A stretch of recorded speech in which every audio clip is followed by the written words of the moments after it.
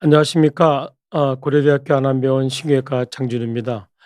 오늘 제가 오래간만에 비욘디 채널에 나오게 됐습니다. 오늘 발표 제가 드릴 내용은 현재 임상에서는 아직은 활발하게 할 수가 없는, 아직은 연구 단계에 있는 내용을 저희가 주제로 담았습니다. 약간은 좀 무거운 주제가 될 수도 있을 것 같긴 하지만 현재 크게 저희 나라뿐만이 아니라 전 세계적으로 큰 이슈가 돼 있는 문제이기 때문에 오늘 우리 시청자 여러분께 저희가 소개를 시켜 드릴까 합니다. 제목에서 보신 바와 같이 마약 약물 중독을 신경외과적인 수술법으로 치료할 수 있을까에 대한 내용입니다. 제목에서 말하는 걸 의미하는 것처럼 마약 약물 중독은 현재 치료법이 마땅치가 않습니다. 정신과적인 약물 치료, 재활요법, 또 여러 가지 치료법에 에도 반응을 잘 안 하고 재발하는 경우가 많기 때문에 이것이 사회 문제가 되고 이것을 어떻게 치료하면 좋을까에 저희 신경외과 의사들도 여러 가지 연구를 통해서 같이 어 협력을 하고 있기 때문에 이 내용을 저희가 소개를 시켜 드릴까 준비해 봤습니다. 얼마 전 KBS 뉴스에 나왔던 내용입니다. 이것이 바로 마약 중독의 가장 큰 문제라고 생각할 수 있겠습니다. 팔 다리를 잘라도 못 끊어.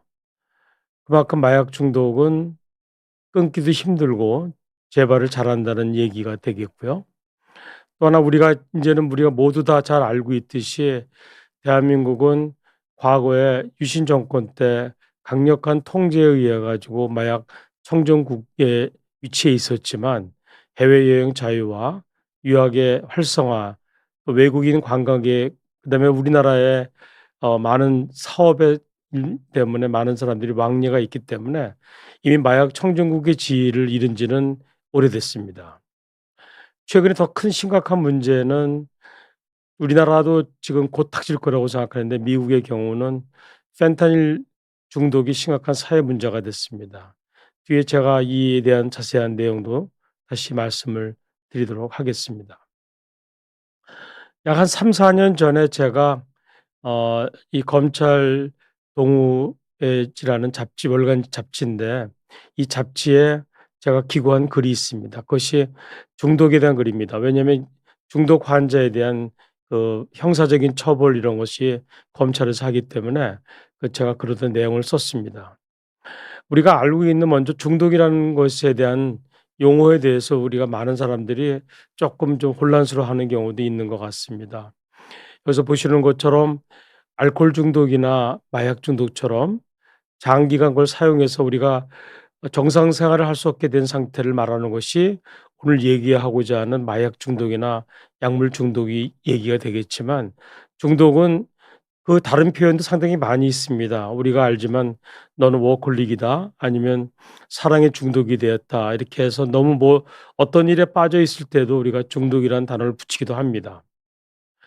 또한 식중독이나 농약 중독 같이 어떤 것이 과하게 들어가 가지고 목숨이 위태롭게 되거나 신체 이상이 생길 때도 중독이라는 단어를 쓰기도 하고 또한 같은 중독이라도 카페인이나 알코올 중독이라도 일시적으로 너무 과량을 섭취해서 그것이 어 그 약 때문에 부작용이 있는 상태에도 중독, 영어로는 좀 다른 표현이지만 intoxication이라는 용어지만 이렇게 표현을 하기도 합니다. 다시 한번 말씀드리면 우리가 지금 치료해야 되는 중독은 마약하고 약물 중독이 지금 심각하지만 그 이외에도 도박 중독이나 게임 중독 등 같은 역시 어떤 물질뿐만이 아니라 행위에 지나치게 빠져서 결국에 신체적이나 사회적으로 부정적인 결과가 초래되고 이런 것들을 갖다가 우리가 만성적으로 생기는 문제를 중독이라고 의미한다, 정의할 수 있겠습니다. 그럼 도대체 마약이 무엇이냐? 중독은 저희가 알았는데 마약도 일반인이 생각할 때는 상당히 복잡합니다. 여기서 보시는 것처럼 우리가 마약이라고 생각하는 종류도 과거에 아편부터 시작해 가지고 코케인이나 몰핀뿐만이 아니라 합성 마약에 그 미국에서 큰 문제가 됐던 옥시코돈, 그리고 현재 문제가 되고 있는 펜타닐뿐만이 아니라 수백 종의 종류가 있고 향정신성 약품으로 우리나라에서 가장 큰 문제가 되고 있는 필로폰, 뭐 다른 말로는 히로뽕이라고 얘기하죠. 미국에서 많은 LSD나 엑스터시 같은 여러 가지 이런 약들이 향정신성 약 의약품에 속하고 이것도 200 종이 넘습니다. 그 이외에 외국에서는 합법화돼서 뭐 의료용으로도 쓰기도 하고 많은 나라에서 특별한 문제가 없기도 하는데 이런 경우도 대마초나 해시시 같은 경우도 우리나라에서 마약으로 관리를 하고 있습니다. 왼쪽에 그림에서 보시면 우리나라 마약 중독 환자의 사범의 숫자는 기하급수적으로 늘어나고 있습니다. 24년에 발표했던 통계에서 23년도에 2만 7천 명이 넘는 분들이 마약 사범으로 단속이 됐고 이것을 일평균으로 치면 거의 60명이 매일 60명 정도가 마약 사범으로 단속된다고 하는 거니까 저희들이 생각하는 것 이상으로 우리 주변에는 마약 환자가 많고 또 상당수는 아직도 단속이 안 되고 숨어 있는 그런 경우가 많이 있습니다. 이것을 경제적인 것으로 추산해서 본다면은 적게는 수천억, 천억, 수천억이라는 개념은 뭐냐면 그 사람들이 마약을 사는 데 들어가는 비용, 치료하는 데 들어가는 비용, 뭐 교도소나 아니면 교정시설이나 재활시설에서 치료하는 시설 이런 걸 보면 최소 수천억에서 최대 사회적인 손실이나 범죄 때문에 일어나는 기타 손실까지 치면 5조까지도 될 수 있다고 추산을 하고 있습니다. 그런데 여기에는 또 하나 문제가 죄송합니다. 문제가 하나 있습니다. 저희가 지금 우리나라에서는 외국이랑 달리 2011년도부터 이 프로포폴도 마약으로 분류를 하고 있습니다. 여러분들이 많이 들어보셨던 우리나라 재벌이나 연예인들이 이 프로포폴 중독이 돼 가지고 했던 얘기들을 많이 들어봤을 겁니다. 그럼 과연 이런 프로포폴이나 아까 말씀드렸던 대마초나 이런 것들이 정말 마약으로 분류해야 되고 유해성이 어느 정도인지 물론 다 문제가 있지만 이런 거에 대해서 제대로 분석을 하고 파악을 해야 정확한 치료가 가능하지 않을까 생각이 듭니다.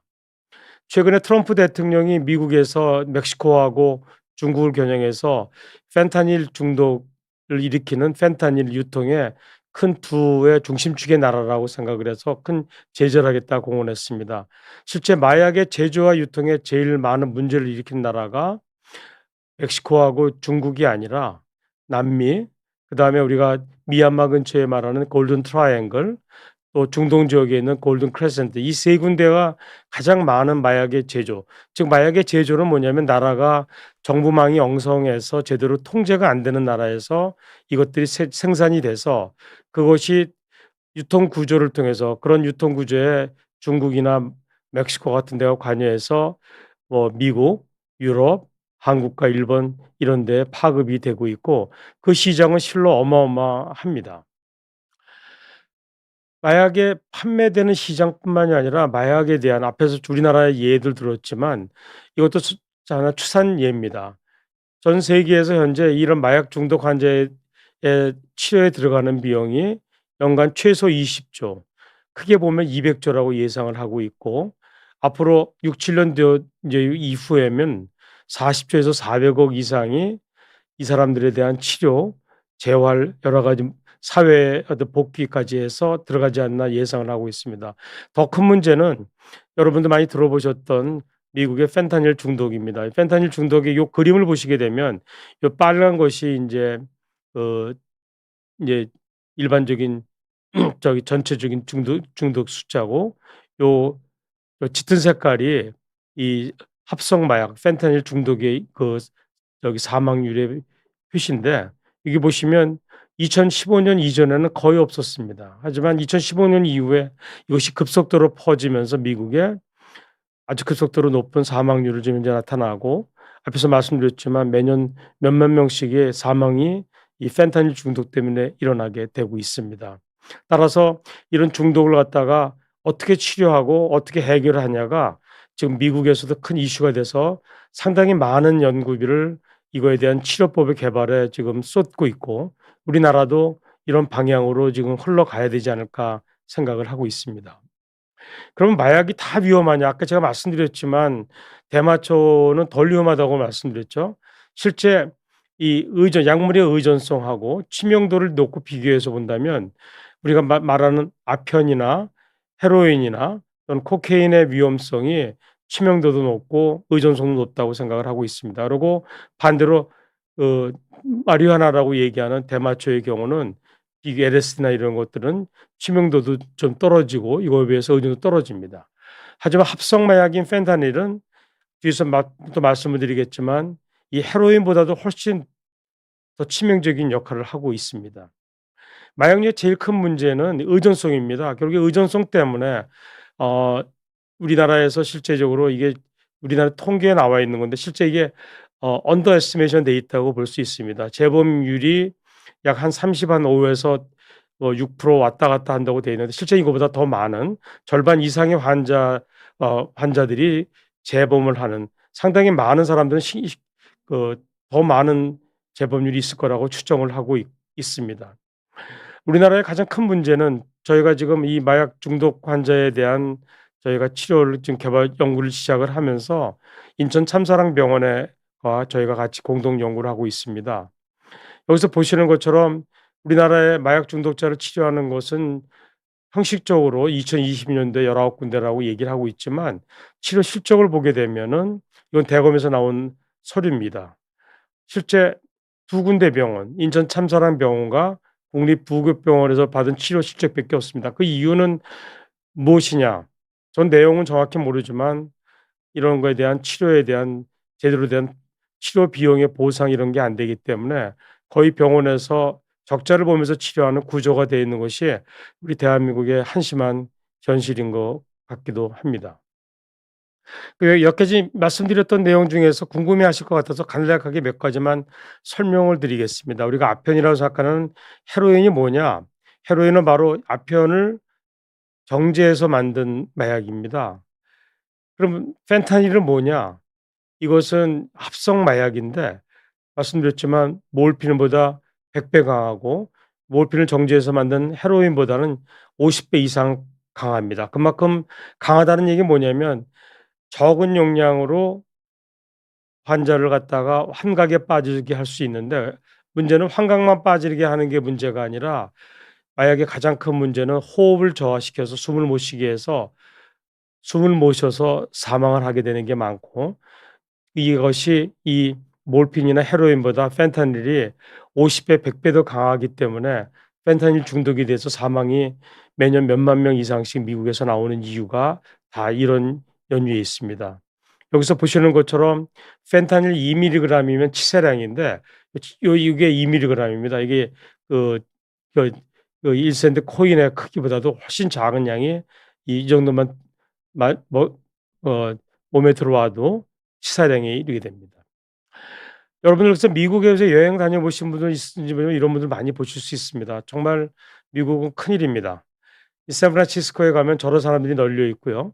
제가 뉴욕이나 워싱턴 이런 데를 방문할 때도 이런 사람 그리고 여러분들 다 아시겠지만 마리화나의 냄새가 담배 냄새랑 달리 독특한 냄새가 납니다. 그리고 독특한 냄새가 시내를 다니면 진동을 합니다. 그런 사람들이 널려 있다는 얘기고요. 안타깝게 제가 말씀을 드렸지만 마리화나는 미국의 캘리포니아나 캐나다 또 유럽의 많은 나라에서는 이것이 사용이 불법이 아니기 때문에 그런 마약을 더 조장하는 그런 국면도 있는 것 같습니다. 다시 인제 펜타닐로 들어가서 지금 펜타닐의 과용에 대한 사망이 연간 7만 명 이상 됐다 이렇게 얘기가 나오는데 제가 말씀 다시 한번 정리해서 드리지만 이 펜타닐의 가장 문제가 되는 것은 이것이 진짜 저도 지금 수술할 때 환자들 마취할 때 마취를 도와주고 또 저희가 각성 마취라고 해서 환자를 잠깐 재웠다가 깨워서 우리가 할 때도 이 약을 많이 쓰는데 여기서 보시는 것처럼 이 치사량은 정말 엄청나기 때문에 이것이 지금 현재 문제가 되고 더 큰 문제는 이 합성 마약은 기존에 나와 있는 몰핀이나 헤로인보다 훨씬 만드는 데 원가가 저렴하기 때문에 이 마약이 중국이나 멕시코를 통해 가지고 미국에 쏟아져 들어오고 현재 우리나라에도 이 약들이 지금 몰래 많이 들어오는 거로 알고 있습니다. 여기서 중요한 또 우리나라에서 여러분들 많이 들어보셨던 약이 하나 있습니다. 히로뽕이라는 약입니다. 영어로는 메스암페타민이라고 얘기를 하는데요. 이 약에 대해서는 상당히 재미난 역사가 있습니다. 어 이 약은 처음에 1890 년대에 일본에 있는 교수가 그 에페드린이라는 성분을 추출해 가지고 만들었는데, 사실 에페드린은 감기 치료약입니다. 이 구조를 조금 더 변경해 봤더니 감기뿐만이 아니라 환자가 피로도 못 느끼고 잠도 안 자고 각성 효과가 있다 그래서 이 약을 일본 사람들이 노동을 사랑한다는 그 그리스용의 필로포노스에서 유래한 필로폰이라고 만들었고, 이거를 일본식 그리스어로 히로뽕이라는 말을 만들었고, 그렇게 해서 이 약이 2차 세계대전 때 일본 군에게 널리 쓰이게 됐고, 그 약이 이런 약에서 시판이 돼 가지고 환자들 또 일반 시민들도 각성제로 많이 썼었습니다. 그 당시 독일에서도 똑같이 퍼비틴이라는 약을 개발해 가지고 이 약을 여러분들 잘 아시는 2차 세계대전 초기에 독일이 전승을 했던 이유가 이 약을 줘서 병사들을 각성을 시켜서 며칠씩 잠을 안 자면서 진군도 하고, 그래서 초기에 전과를 많이 올렸습니다. 하지만 히틀러의 주치의는 모렐이라는 친구가 이 약을 히틀러한테도 줬습니다. 그래서 히틀러가 갖고 있던 그 파킨슨 병도 이것 때문에 더 악화가 된 게 아닌가, 이런 생각도 지금 현재 하고 있고요. 전에 그 셀럽 병사의 비밀의 히틀러 편에서 제가 이거에 대한 얘기도 했던 바가 있습니다. 제가 처음에도 대마를 말씀드렸지만, 대마는 사실은 조금 우리나라에서 너무 강력한 규제 때문에 그렇지 사실은 조금 좀 문제는 좀 있습니다. 왜 그러냐면 이것이 현재는 지금 특히 인제 뇌전증 환자에게는 치료에 좋은 효과를 보이기 때문에 쓰고 있습니다. 물론 이제 중독성 성분은 좀 최대한 제거하고 임상 효과를 보이는 그 부분만 사용을 하고 있지만, 우리나라 이외의 여러 나라에서는 이 대마가 합법화돼 있기 때문에 우리나라에서 유학생들이 갔다가 이 약 때문에 우리나라로 와서 마약 사범이 되는 경우가 많이 있기 때문에 이것도 하나의 심각한 문제가 되는 것이 아닌가 생각이 됩니다.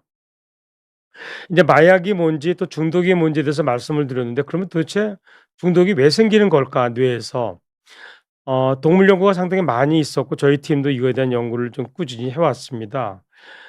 아직 100%는 다 이해를 못하고 있지만 뇌에는 우리가 갖고 있는 보상 쾌락 중추의 회로가 있습니다.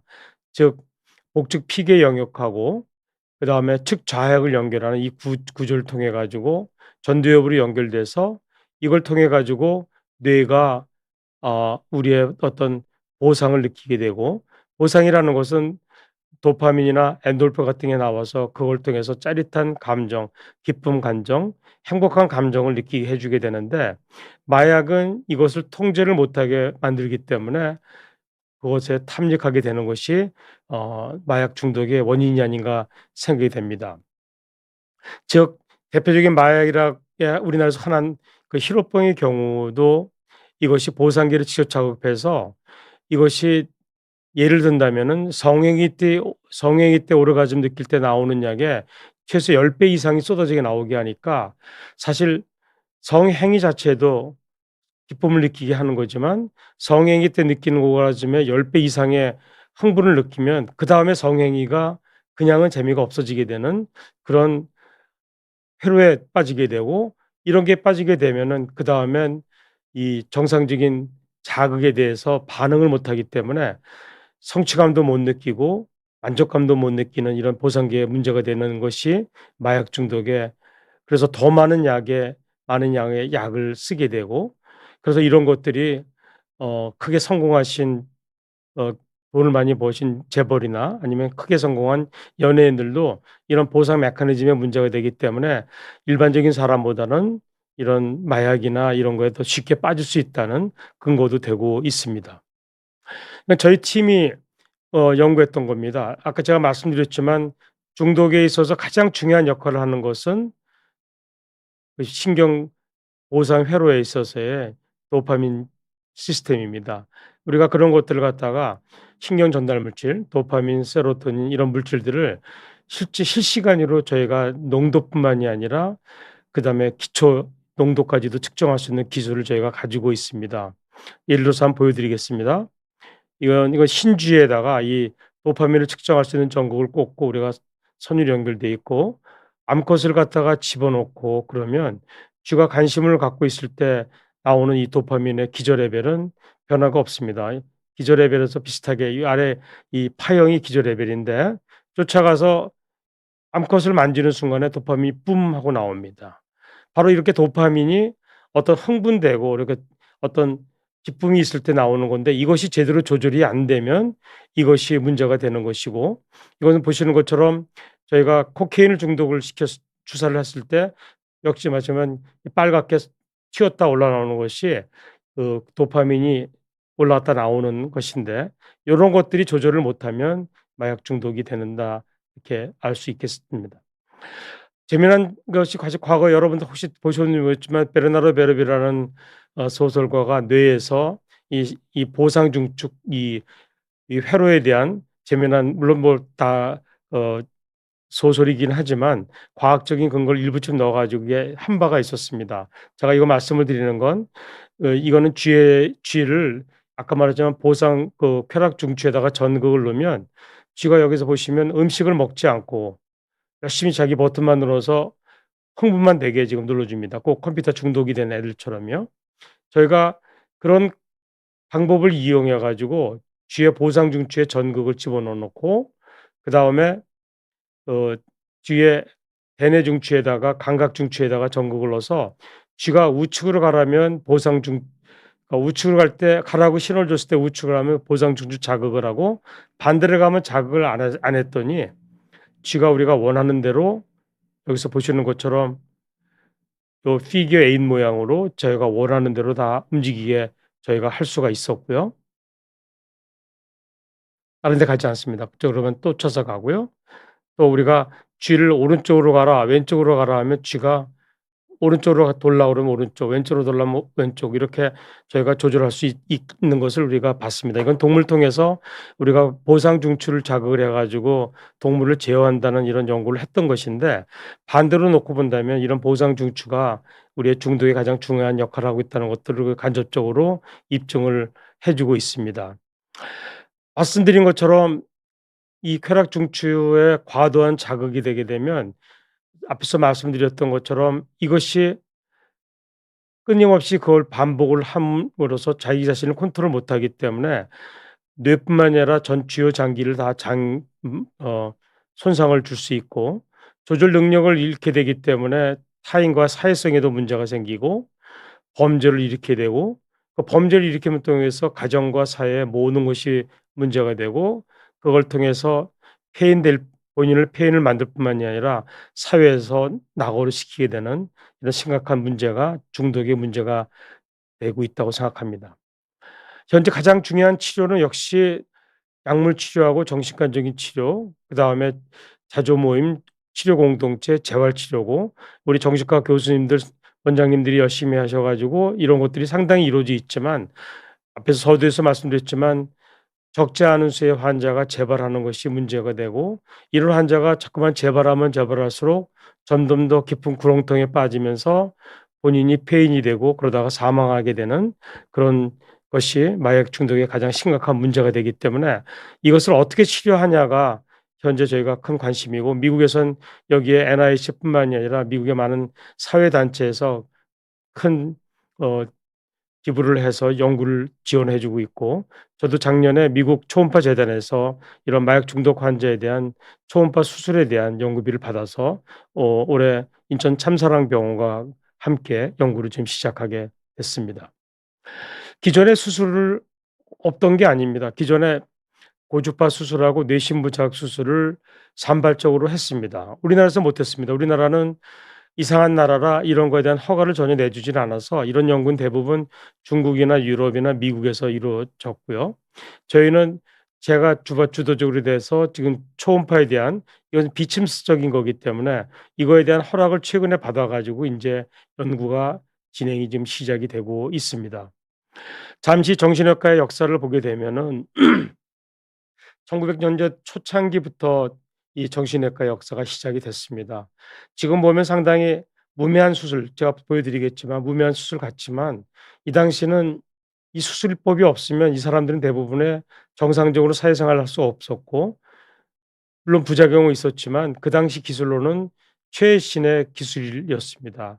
잠깐만 보여 드리게 되면 이것이 60 년대까지 이루어졌습니다. 그 당시 마취하는 기술도 제대로 없었기 때문에 전기 자극을 통해서 환자를 기절을 주고, 기절을 하고 난 다음에 전두엽에다가 송곳을 꽂아 가지고, 여기 보시면 전기 충격을 줘서 환자를 기절을 시키는 겁니다. 지금 보면 이건 뭐 말도 안 되는 것 같지만 그 당시 기술로 보면 최신 기술이었어요. 왜냐하면 그 당시 마취하는 기술이 없었기 때문에 환자를 마취를 에탄올이나 이터 마취 같은 걸 했는데, 이터 마취하다가 마취약 때문에 사망하는 경우도 많이 있었습니다. 이런 분에다가 이 바늘을 넣어 가지고, 뭐 뒤는 다 안 보여 드리겠습니다. 앞에 조금만 보여 드리면, 이 바늘을 넣어서 환자 이 눈 아래, 여기 보시는 것처럼 여기다가 송곳 바늘을 넣어 가지고 이 송곳 바늘로 전두엽을 손상을 줘서 치료하는, 어떻게 보면 상당히 원시적이지만 이것이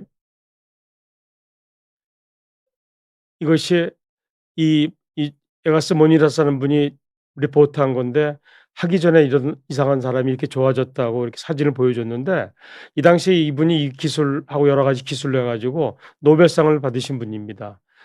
어쨌든 그런 역사가 있었고요. 최근에 들어와서는 뇌신부 자극술 저희도 많이 합니다. 파킨슨 환자 정신질환에는 저희가 강박장애 저희가 해서 저희가 보고를 한 바가 있고, 여기 보시는 것처럼 전극이 들어가 있습니다. 효과가 좋습니다.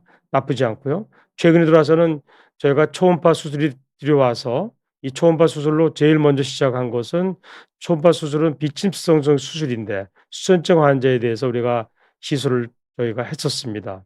이 초음파 수술을 해 가지고 저희가 뇌 병변을 만들어 주면 환자 손떨림이 사라집니다. 이게 보시죠. 이분이 하기 전이었는데 오른손 한쪽만 치료를 한 겁니다.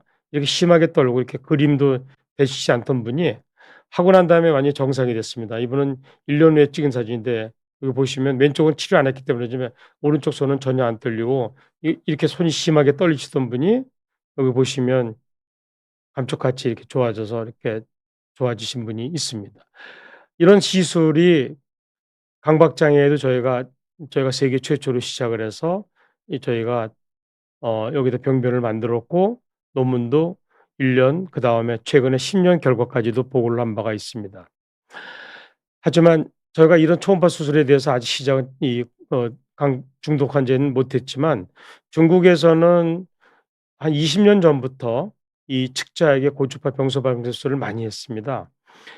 중국에도 결국에 2000 년대 중반 들어와 가지고 정부에서 이 고주파 병소 발생술의 부작용 때문에 중단을 시켰지만, 이걸 제일 많이 했던 분이 가오 구오동이라는 저기 중국에 있는 군병원의 과장인데, 제가 초청해서 강의도 시켜 봤습니다. 이분 본인이 했던 게 약 한 270 명을 했고, 중국 전역에서 했던 것이 1,160 명을 넘는 환자를 했는데, 문제는 뭐냐?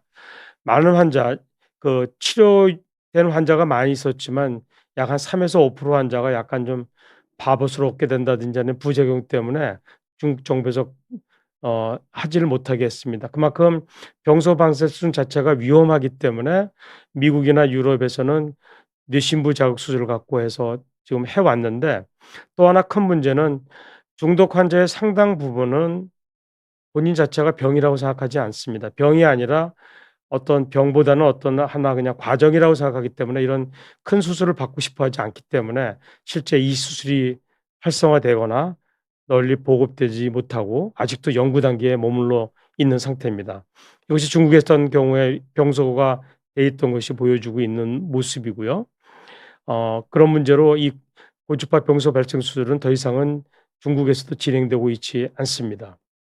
제가 정리해서 말씀드리면, 고주파 열응고 수술은 효과가 있지만 적지 않은 경우에 성격장애나 정서 변화 때문에 더 이상은 안 하고, 뇌신부 자극 수술은 효과는 있었지만 아직 많은 케이스 검증이 이루어지지 않았는데, 무엇보다 가장 큰 거는 환자가 본인이 환자라고 생각하지 않는 경우가 많은데, 몸에다가 전극과 전선, 또 배터리를 넣는다는 거에 대한 거부 반응 때문에 실제 이것을 시행받은 사람이 아직 충분히 많지는 않습니다. 말씀드렸지만 우리나라는 아예 이런 거에 대한 임상 허가도 돼 있지를 않았고요. 지금 말씀드렸지만 아직도 이 중독에 대한 모든 기준이 다 100% 밝혀져 있지는 않은 상태입니다. 저희가 지금 미국의 메이오 클리닉과 같이 해서 전임상 연구로 이런 뇌 자극, 초음파 어 수술에 의한 이 두 가지에 의해서 중독의 메커니즘 하는 연구를 갖다가 저희가 진행을 하고 있고, 이 동시에 초음파는 안전하기 때문에 초음파로 신경을 자극하는 연구를 미국 초음파 재단에서 연구비를 받아서 인천 참사랑병원과 올해부터 지금 진행을 시작을 하고 있습니다. 우리나라에서 마약은 상당히 심한 벌입니다. 여기 보시면 이게 제가 하나만 내어 놨는데, 마약 범죄가 될 때 단순 초범일 때도 기본적으로 환각 물질이냐 향정신증이냐에 따라서 6 개월에서 최대 4 년까지 형을 받게 돼 있고요. 또 하나 문제는 아까 제가 말씀드렸지만, 마약 중독자는 이렇게 범죄로 해 가지고 두드려 팬다고 그래 가지고 되는 게 아니기 때문에 좀 더 적극적인, 제가 말씀드렸지만 우리나라는 치료센터가 있다고 그러지만 치료센터도 제대로 활성화 안 돼 있고, 연구에 대한 지원도 제대로 활성화 안 돼 있고, 또한 시설도 부족하고, 또 치료를 하고 있는 병원에 대한 지원도 부족한 총체적인 결핍입니다. 지난 윤석열 대통령이 되자마자 한 얘기가 마약 중독과 싸우겠다고 말은 했는데 아무것도 지켜진 바가 아직은 없는 것 같습니다.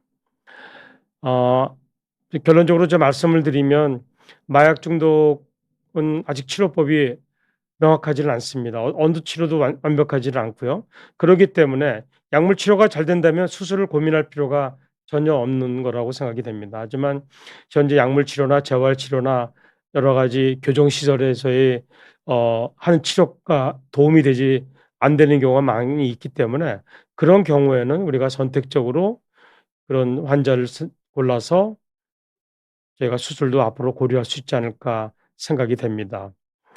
어 무엇보다 이 마약 중독이나 이런 것은 아직 지금 심각한 사회, 특히 미국의 펜타닐 때문에 큰 문제가 있는데, 우리나라도 그런 문제에 닥쳐 있는데 아직 우리 사회는 그거에 대한 인식도 부족하고 지원도 부족한 것 같습니다.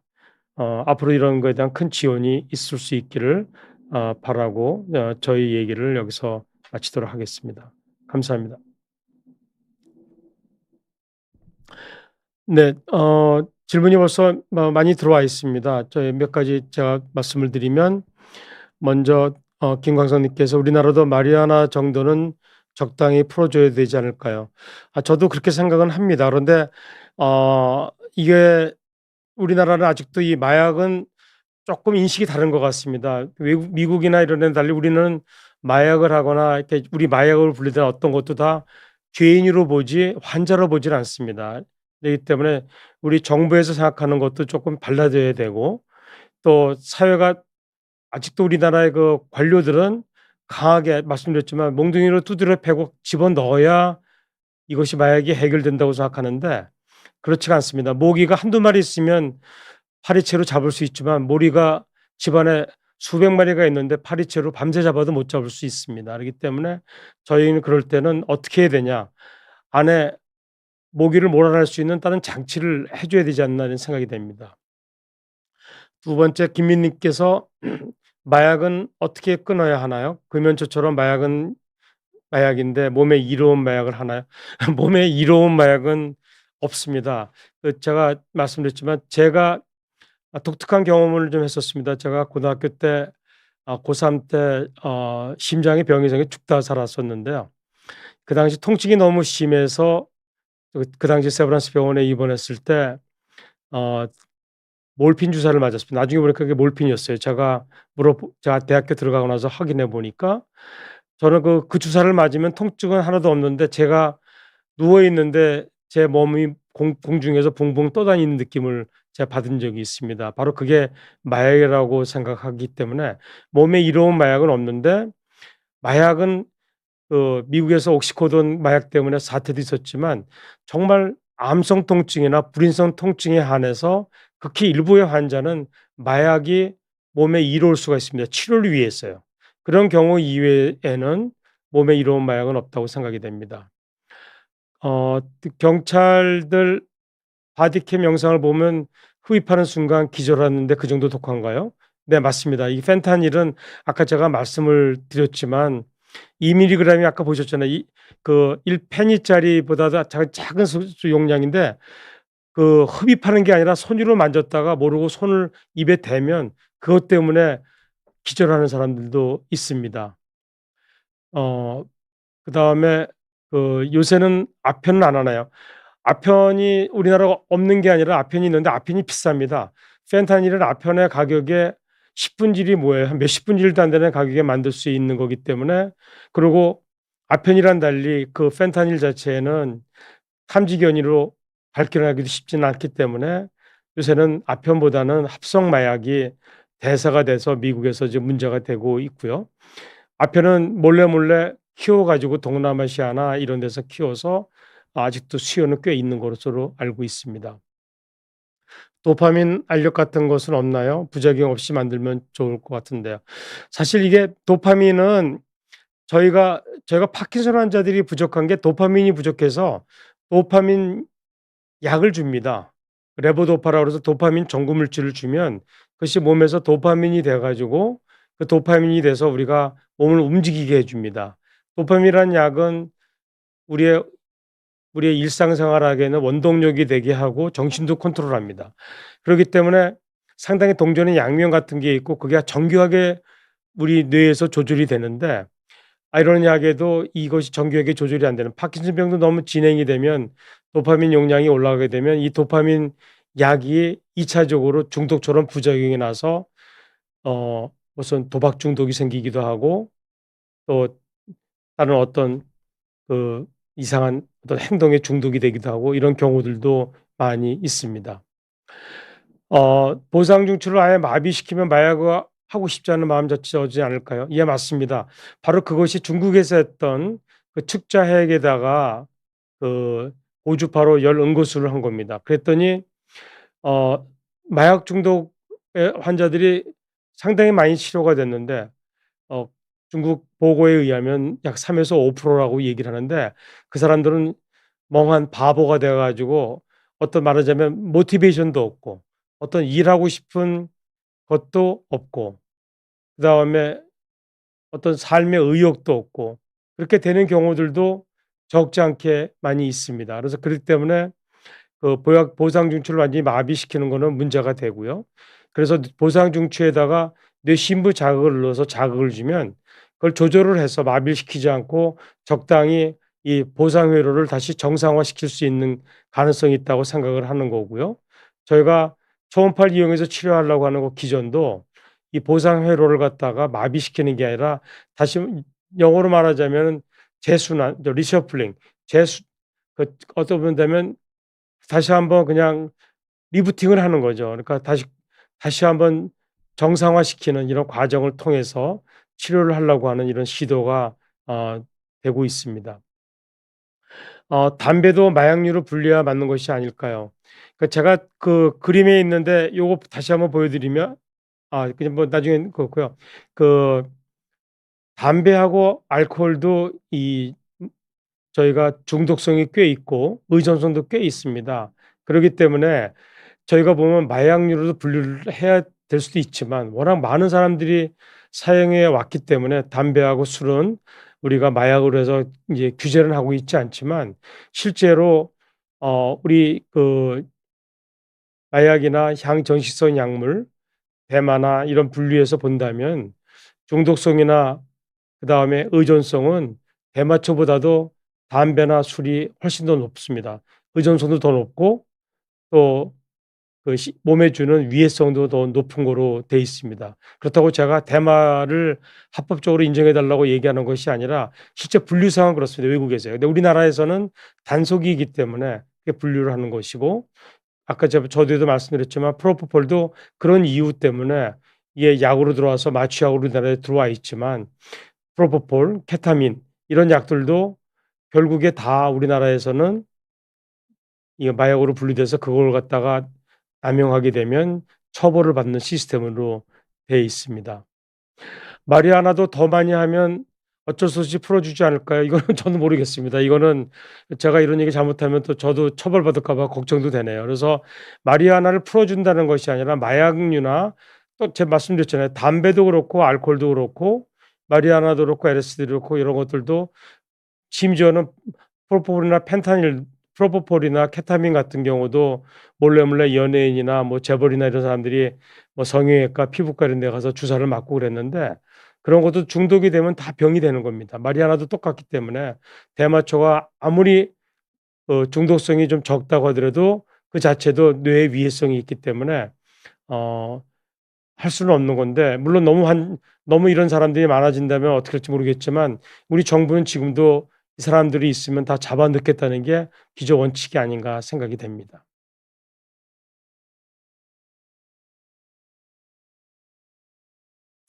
예. 어 또 다른 질문이 있으시네요. 대마초는 합법화하면서 세금이 많이 붙어서 불법이었을 때보다 더 비싸졌어요. 예, 맞습니다. 그러니까 그 캐나다나 미국 그다음에 유럽 이런 데서는 합법화하면서 우리가 담배에도 세금을 많이 붙이잖아요. 이런 데 세금을 붙여서 우리가 하는 거기 때문에 어 우리나라는 아니지만 사실 이게 대마초가 큰 문제입니다. 왜냐하면 우리나라에 있는 유학생들이 가 가지고 어린 나이에 미국에서 합법화돼 있으니까 모르고 하다가 그게 한국에 들어서 하면 불법이라는 걸 모르고 왔다가 문제된 경우들 많이 보셨잖아요. 뭐 유명 국회의원의 자제분도 그렇고요. 그런 것들이 어떻게 정리돼야 되냐는 사회적인 합의, 치료를 통해서 좀 해야 되지 않을까 생각이 됩니다. 끝으로 뭐 거의 다 이제 내용은 오늘 사실은 내용은 좀 직접 질병이랑 관계된 거랑 우리가 현재 치료하고 있는 거랑 아닌 좀 어떻게 본다면은 수술적인 내용보다는 이제 전반적인 예 말씀을 드렸는데 제 바람은 이런 중독에 대한 수술적인 치료도 우리나라에서 허가가 나서 실제 마약 중독으로 고통받고 폐인이 되어가는 이런 분들을 멀지 않은 장래에 저희가 치료할 수 있는 길이 올 수 있게 되길 바라고 또 올 수 있도록 여러 우리 시청자님께서도 적극적으로 성원을 해 줬으면 고맙겠습니다. 어 뭐 여기 뭐 들으신 분 중에서는 이렇게 마약 뭐 중독자분들을 가족으로 계신 분들은 인제 뭐 없으실 거라고 생각이 되지만 제가 마약 중독자 있는 분들을 폄하하려고 이런 내용을 한 것이 아니라 마약에 한번 중독이 되면 빠져나오기가 정말로 어렵고 빠져나오려고 한다면 정말 각별한 노력을 본인과 가족과 그다음에 본인이 속해 있는 사회에서 이뤄 줘야 빠져나올 수 있기 때문에 그것에 대한 것을 우리가 정확히 인식을 해야 되고 저희가 그런데 수술적인 치료도 일조를 할 수 있으면 해서 오늘 강의를 준비했습니다. 이것으로 저희 강의를 마치도록 하겠습니다. 감사합니다. 이렇게 경제가 어려울 때 국민들의 건강을 위해서 함께 간다는 느낌으로 꼭 필요한 중요한 영양제는 정말 부담되지 않는 가격으로 내가 만들어 드리고 싶어. 예를 들면 뭐 6,900원 이런 거 하고 싶습니다. 근데 그런 의문을 가지시겠죠? 저렇게 싸게 나오려면 뭔가 성분을 바꾸거나 야금야금 줄인 게 아닌가? 저는 그런 거 흥분하지 않을게요. 저는 그런 거 받아들일 수 없어요. 만약에 제품의 질에 문제가 생겼다. 그러면 저는요, 거품을 발작해요. 그래서 도대체 이 오메가3가 얼마라는 겁니까? 1020mg 캡슐 안에 600mg 오메가가 들어있는 이 오메가가 한 달에 8,900원.